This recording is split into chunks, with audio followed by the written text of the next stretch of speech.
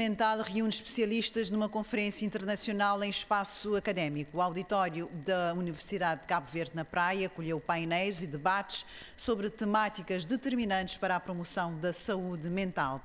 Helena Marujo, uma das conferencistas, explica a importância do indivíduo se sentir realizado nos mais variados campos, nomeadamente no económico e familiar, para o equilíbrio. Gostamos de viver em contextos onde o mínimo esteja assegurado para termos vidas dignas.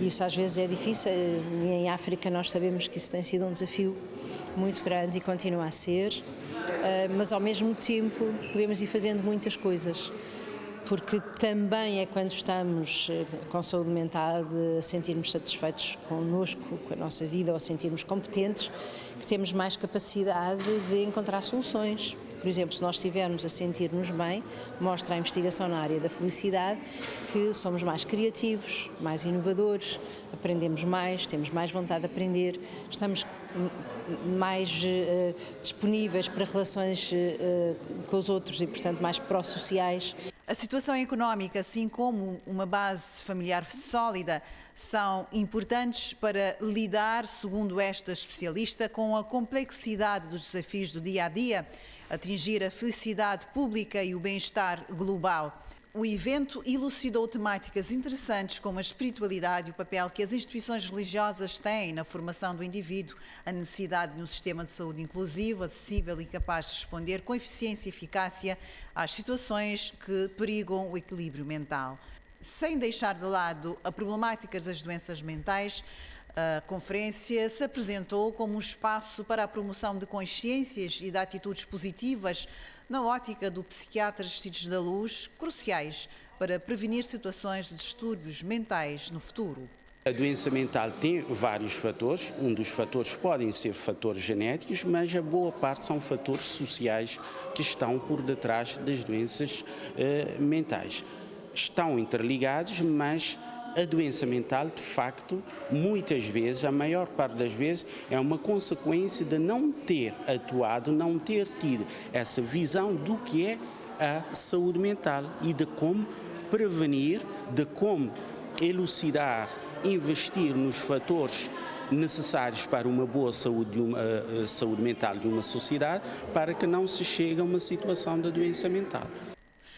Saúde mental positiva, virada para a prevenção, acredita o Governo. A Ministra da Saúde, Filomena Gonçalves, diz que esta conferência é um passo determinante para ações práticas que o país precisa para mitigar os desafios que perigam a saúde mental, como o álcool e outras drogas.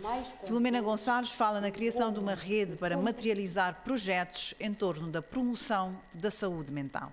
Estamos aqui fortemente a trabalhar para criarmos uma rede transversal na nossa sociedade, em termos de juntos trabalharmos o campo da prevenção. Nós já tivemos há cerca de 3 semanas a Semana da Administração Pública, que foi toda ela direcionada para a saúde mental, em que se falou, dissecou e muito bem o quão é importante o ambiente laboral para a saúde mental.